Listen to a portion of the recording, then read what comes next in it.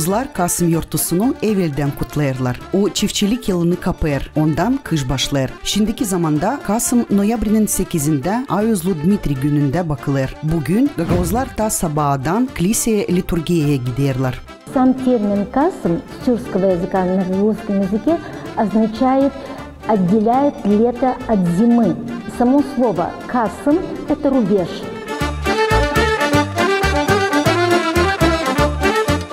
Bugün çorbacılar hayvanlarını kırdan eve getirirdiler. Hem çobanlarla ödeşerdiler. Çok sayıda koyunları varsa onların bir payını çorbacı keserdi. Hep bu zaman Kasım'da çorbacılar çiftçilik yılın sonuçlarını belli ederdiler. Hem güncülere iş parasını öderdiler.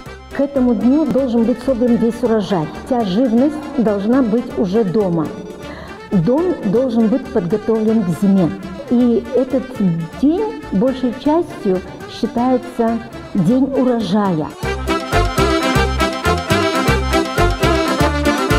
Şimdiki zamanda Gagauz Avtonomyası'nda Kasım yortusunda Gagauz Şarap yortusu da kutlanır. Avtonomiyanın hepsi yaşamak yerlerinden gelen ustalar Komrat'ta toplanırlar. Hem burada dil sade şarap yapmasında ama milli yemeklerinin hazırlamasında da becermeklerini gösterirler. Kimi yaşamak yerlerinde ev hayvanların sergileri geçirirler. Çorbacılar da iş sonuçlarını açıklarlar.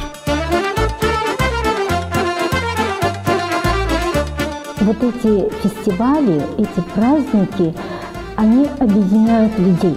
Одно и второе. Возрождается культура. Şarap yortusunda Gagauzya'nın şarap yapma çorbacılıklarına geziler yapılır. Sınır dışı hem Moldova'nın başka yerlerinden gelen turistlerin olayır kolaylığı dil sade datma şarapları ama onların yapılmasında da pay alma.